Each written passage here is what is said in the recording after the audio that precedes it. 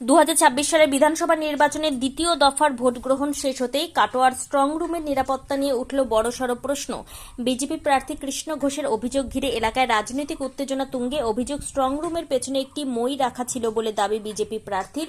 পাশাপাশি সেই অংশে একটি ভাঙা পাঁচিলও নজরে আসে। অভিযোগ, ওই ভাঙা অংশ দিয়ে যে কেউ যাতায়াত করতে পারে, অথচ সেখানে কোন নিরাপত্তা কর্মীর উপস্থিতি ছিল না। শুক্রবার সকালে স্ট্রং রুম পরিদর্শনে এসে বিষয়টি চোখে পড়ে কৃষ্ণ ঘোষের। তিনি সঙ্গে সঙ্গে মহকুমা শাসকের কাছে অভিযোগ জানান। এরপরই ঘটনাস্থলে অবস্থান বিক্ষোভে বসে পড়েন কৃষ্ণ ঘোষ সহ বিজেপি কর্মীরা। অভিযোগ পাওয়ার প্রায় 20 মিনিট পর ঘটনাস্থলে পৌঁছান কাটোয়ার মহকুমা শাসক। তিনি বিজেপি প্রার্থীর সঙ্গে কথা বলেন। আলোচনার পর বিক্ষোভ উঠে যায়, তবে সংবাদ মাধ্যমের সামনে এই বিষয়ে কোনো মন্তব্য করতে চাননি তিনি। জানা গেছে, কাটোয়া, কেতুগ্রাম ও মঙ্গলকোট এই তিনটি বিধানসভার ইভিএম মেশিন কাটোয়া কলেজে রাখা হয়েছে।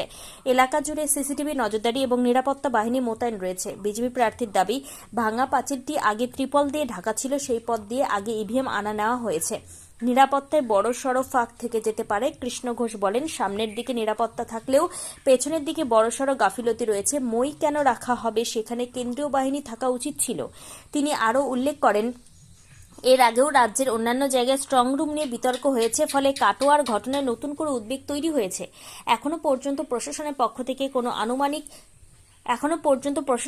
থেকে কোনো আনুষ্ঠানিক প্রতিক্রিয়া মেলেনি। তবে ফল ঘোষণার আগে এই ঘটনা ঘিরে রাজ্য রাজনীতিতে তা চাপানোতর বাড়ছে। যখন এখানে আসি, প্রথম আমরা সামনের দিকে যাই। স্ট্রং রুমে যারা পাড়ায় আমাদের টিভির সামনে বসে আছে, ছেলেদের সঙ্গে দেখা করি। সেখানে ব্যবস্থা খুব ভালো আমরা দেখি। ওখান থেকে আমরা চলে যাচ্ছিলাম। যাওয়ার পর অমরদা বলে, চলো একটু বাড়ির চারিদিকটা একটু ঘুরে আসে, দেখি কী পরিস্থিতি আছে না আছে কেমন। আসার পর পেছনে আমরা দেখি একটা মই রাখা আছে। মই দেখার পর আমরা এসডিওকে ফোন করি। উনি বললেন, আমাকে একটু সময় দিন, আমি ওটা খুলে দিচ্ছি। ওটি উনি খুলে দেন। তারপরে ফের আমরা বললাম, চলুন। দাদা বললো যে এরকম আমরা কেডিআর মাঠের ভেতর দিকটা দেখি কেমন আছে না আছে। ওই দিন তো ইভিএম মেশিন এটা দিয়ে গিয়েছিলো, জায়গাটা প্যাকড হয়েছে না খোলা আছে। তো এসে আমরা এখানে দেখি পুরো জায়গাটা খোলা পড়ে আছে। কাল সারাদিন খোলা পড়ে, আজ খোলা পড়ে। এখন এসে দেখি এখানে কোনো গার্ড বা কেউ নেই। তো চারিদিকে দুটো জায়গা আমাদের খোলা পড়ে আছে। একটা এত গাফিলিতে কী করে হতে পারে সেটা আমরা ভাবছিলাম। তো এসডিও স্যারকে আমি ফোন করেছি। উনি বললেন যে আমি আসছি। আসার পর দেখুন, সবথেকে বড় হচ্ছে বিষয় যে সারা বাংলায় যা চলছে আপনারা দেখছেন, টিভিতে দেখছি। তাই দেখে আমরাও আতঙ্কিত যে আমি প্রথম সকালে বললাম আমাদের খুব সুন্দর ব্যবস্থা আছে, কিন্তু এখানে আসার পর আমারও মাথা ঘুরে যায় যে আমাদের এত বড় একটা রাস্তা করা আছে, ওপেন ভাঙা, এখনও পাঁচিলটা দেওয়া হয়নি দুটো জায়গায়। সেটা নিয়ে আমরা খুব আতঙ্কিত আছি। তাই যতক্ষণ এটা তাড়াতাড়ি ব্যবস্থা হোক, উনি আমাকে আশ্বাস দিয়েছেন, উনি আসুন, দেখা যাক আমরা এখানে থাকি।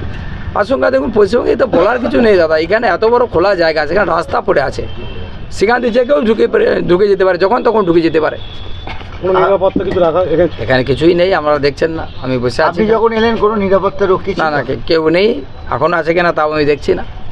আর এটা কি ঊর্ধ্বতন কর্তৃপক্ষ দিল্লিকে জানিয়েছেন আপনি? না, এখন আমি নির্বাচন যিনি দায়িত্বে আছেন ওনাকে আমি জানিয়েছি। এখানে এতে হচ্ছে আমি আমাদের এসডিওকে জানিয়েছি, উনি আসছেন বলেছেন, তাই আমি অপেক্ষা করছি। আপনারা তো অবস্থান করছেন বর্তমানে এখানে? বসে আছি এখানে অবস্থান বিক্ষোভে। যতক্ষণ উনি না আসবেন ততক্ষণ আমি বসে থাকবো। আসলে উনি চলে যাবো, ওনার সঙ্গে দেখা করবো, কথা বলবো। একটা আশ্বাস তো হওয়া চাই যে হ্যাঁ ঠিক আছে, আপনার চিন্তা নেই, আমরা আছি। সিসিটিভি তো চারিদিকে লাগানো আছে? না, এখন সিসি এখানে দেখছেন এই রাস্তাটা কোনোখানে সিসিটিভি আর নেই। আগে লাগানো ছিল, এখন পুরো কালকের পর মনে হয় খোলা হয়ে গেছে। কি চাইছেন? আমরা সুরক্ষার সঠিক চাই, যাতে এখানে কোনো ভুল না হয়। কিন্তু দেখুন চারিদিকে যা ঘটছে তাতে আতঙ্কিত আমরা। এই অবস্থায় আশঙ্কা ছিলই। আর দেখা গেল যে 3 জন সরকারি কর্মচারী যারা স্ট্রং রুমের বাইরে ঘরে ঢুকে আছে, যদিও পরে দেখা গেল যে তারা ওই সিট অ্যারেঞ্জমেন্টগুলো করার কাজ করছিল। এমনি ঠিকই আছে দেখলাম, কিন্তু কাকতালীয়ভাবে ওখানে ব্ল্যাক আউট হয়ে গেল, সেটাই আমাদের একটা আশঙ্কায় ফেলেছিল।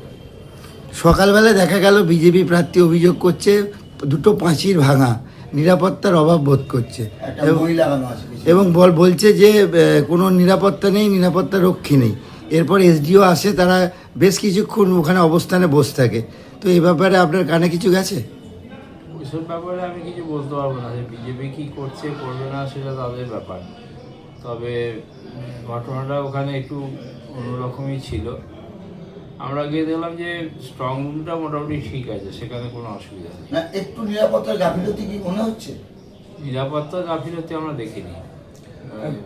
ব্ল্যাক আউট হয়েছিল, কী কারণে হয়েছিল সেটাই পরিষ্কার নয়। আপনি কি মানে এর জবাব চেয়ে পাঠিয়েছেন? আমরা এসডিওকে জানিয়েছি যে কেন হয়েছে জানা, এবং লিখিতভাবেও জানিয়েছি। আর এই পাঁচিল ভাঙার ব্যাপারে কিছু বলুন। পাঁচিল ভাঙার ব্যাপার তো আমি পিছন দিকে যাইনি, মনে হয় না পাঁচিল ভাঙা গেছে। হ্যাঁ ভাঙা আছে ছবিতে, পাঁচিল ভাঙা হয়েছে, গাঁথছে আবার। জানি না সেটা কারণ ভেঙেছে কি করেছে। কতক্ষণ ব্ল্যাক আউট ছিল? 19 মিনিটের মতো ব্ল্যাকআউট। এই পাঁচিলটা আমাদেরকে ভাঙতে হয়েছে, ওইটা দিয়ে ইভিএম করিডোর বানানো হয়েছিল। এই দেখুন আমরা দাঁড়িয়ে আছি কেতুক গ্রামের ডিসিআরসি, ওই পাশে আছে কাটোয়া ডিসিআরসি। এইখানে থেকে ইভিএম মুভমেন্টের জন্য ওইটা আমরা করিডোর বানিয়েছিলাম পাঁচিলটা ভেঙে। আর আরেকটা জায়গায় ভাঙার কথা যেটা বলছে সেটা ওই দিকটায় আছে, ওইটা হলো এইখানে মানে পোলিং পার্টি মুভমেন্টের জন্য বিগ ভেহিক্যালগুলো রাখা হয়েছিল, আর কলেজের মাঠে স্মল ভেহিক্যালগুলো রাখা হয়েছিল। ওই জন্য পোলিং পার্টি উইথ এসকর্ট মানে ইভিএম নিয়ে ওই রাস্তাতে ওরা ওই স্মল ভেহিক্যালগুলোতে গিয়ে উঠেছিল, সেই জন্য ওই পাঁচিলটা ভাঙা হয়েছিল। এটা প্রশাসনের তরফেই করা হয়েছিল, কোনো ব্যান্ড ইন্টেনশন কিছু নয়। তো সেইগুলো আমরা গতকালকে এগুলো সমস্ত গেঁথে ঠিক করে দিতাম, কিন্তু গতকালকে ইলেকশনের পর দিন বলে কোনো লেবার মিস্ত্রি কেউ কাজে আসেনি, মানে অনেক